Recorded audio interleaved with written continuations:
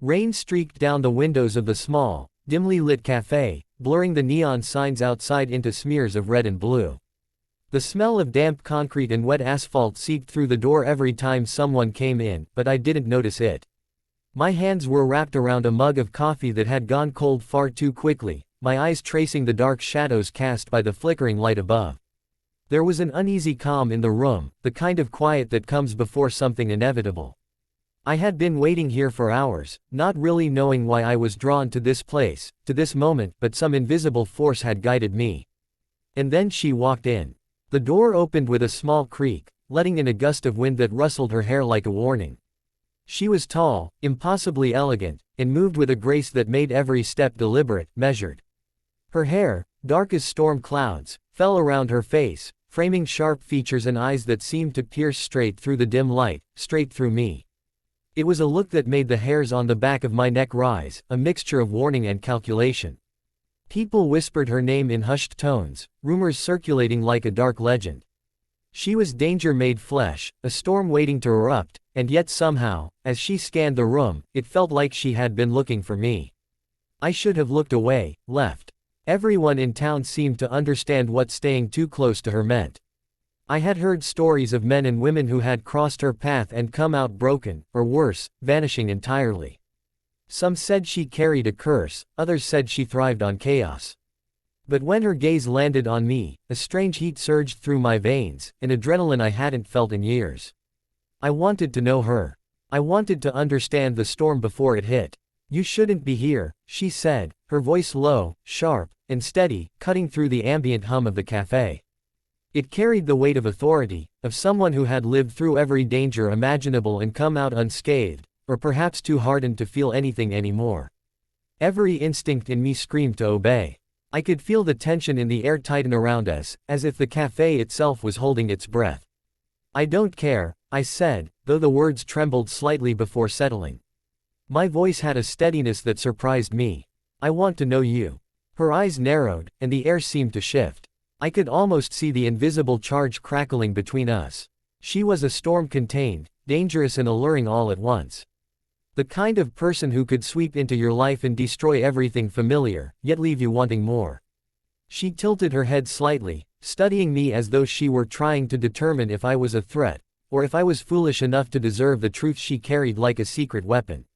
"I warned you once," she said, each word deliberate, like a whip snapping through the space between us. "Leave, now." But I stayed. Every fiber of my being was screaming at me to obey, to run, but something deeper, darker, stronger was rooted in place. I wanted the danger. I wanted the risk. I wanted her. I could feel the thrum of excitement building, a dangerous melody that hummed beneath my skin. I could see it in the way her eyes flicked to the rain outside, the faintest shadow of hesitation crossing her face before she masked it again with steel. "Why?" she asked finally, her voice softening just a fraction, betraying a crack in the armor she wore. There was curiosity there, a flicker of something that made my chest tighten. "Why would you risk yourself for me?" I shrugged, trying to seem nonchalant, though my pulse raced. "Because some things are worth the risk." My words felt inadequate, pale shadows compared to the force I was drawn toward, but somehow, she listened. Somehow, they had weight. She didn't move, but the tension was tangible, coiling in the space between us like a live wire. For a long moment, she simply stared at me, her eyes searching mine as if she were peeling back layers of my resolve, testing the very fabric of my courage. I didn't flinch. I couldn't. I didn't want to. Then, as if deciding something only she could comprehend, she flicked her wrist toward the empty chair across from her. "Sit," she said, voice firm but carrying a subtle undertone of warning. "But don't think this means I trust you." I moved, slowly, deliberately, settling into the chair across from her. The cafe's warm light flickered against her sharp features, highlighting the angles of her face, the intensity in her gaze. She didn't speak for a long while, just watched me, and I felt as if I were under a microscope, exposed in ways I hadn't been in years. Every instinct I had screamed that I was walking into a trap. But the magnetism of her presence, the unspoken promise of danger, was intoxicating. "I've seen people like you before," she said finally, breaking the silence. "They think they can handle it. They think they can handle me. They always fail." There was no malice in her tone, just fact. Just the quiet, unshakable certainty of someone who had survived every storm imaginable and emerged intact. Her eyes softened briefly, just enough for me to see the shadow of vulnerability beneath the surface she presented to the world. "I'm not them," I said simply. My voice was steady, though my heart raced like a drumbeat in my chest. "I'm not like anyone else. And I want you. All of you, even the danger, even the chaos." Her lips twitched, almost forming a smile, though it never fully bloomed. The tension in her shoulders eased fractionally, and I saw something almost human in her, a crack in the storm. "You're either insane," she murmured, almost to herself, "or brave. Maybe both." The rain outside fell harder, striking the windows like bullets, each drop a punctuation in the heavy silence that wrapped around us. And I realized something profound. The warnings, the danger, the rumors, they all existed to keep people away from someone extraordinary. And I didn't want to walk away. I wanted to see the storm, to be inside it, to feel every gust, every flash of lightning, every dangerous moment. "You're not like anyone I've met," she said finally, her voice softer now, tinged with curiosity, disbelief, and maybe something like hope. "Most people would have left hours ago." "I'm not most people," I said. And in that moment, I understood that it wasn't just desire driving me, it was choice. Choosing her meant choosing chaos, choosing danger, choosing the unknown. And I would choose it 1,000 times over if it meant being near her. The cafe seemed to breathe around us, the quiet hum of the lights and the distant rumble of thunder outside forming a strange symphony of tension and anticipation. She leaned back slightly, her eyes never leaving mine, and I realized this was only the beginning. The warnings, the stories, the fear, they all faded in comparison to the gravity of what lay before me, the storm, and my choice to stand inside it. The cafe had emptied long ago, leaving only the two of us in the dim glow of the overhead lights. Outside, the storm raged, rain hammering the glass in relentless sheets, wind rattling the frames and sending occasional shivers through the building. The neon signs outside flickered intermittently, casting splashes of red and blue that danced across her face, painting her features with a surreal, almost dangerous beauty. She sat across from me, her posture taut, fingers drumming lightly on the table in a rhythm that suggested a mind constantly calculating, weighing, anticipating. "I told you to stay away," she said again, quieter this time, as if repeating it aloud was exhausting, like every warning she ever gave came with a cost. Her eyes didn't leave mine, but her gaze carried something more than the icy warning from earlier. It was fatigue, a weariness born from years of survival, of keeping herself distant from anyone who dared step too close. "Everyone who gets close, gets burned," she murmured, the words barely audible over the drumming rain. I leaned forward, resting my elbows on the table, my hands clasped together. "I don't want easy," I said, voice steady despite the storm both outside and inside the cafe. "I want real. And if that means getting burned, I'll take it." For a moment, she said nothing, and I could see the shadow of doubt flicker across her face. She shifted slightly, her eyes narrowing, studying me as though trying to determine whether I was lying to myself, or to her. "You think you know danger," she said finally, her tone sharp but with an underlying note of curiosity, almost admiration. "But you don't understand. You don't understand the kind of chaos I bring.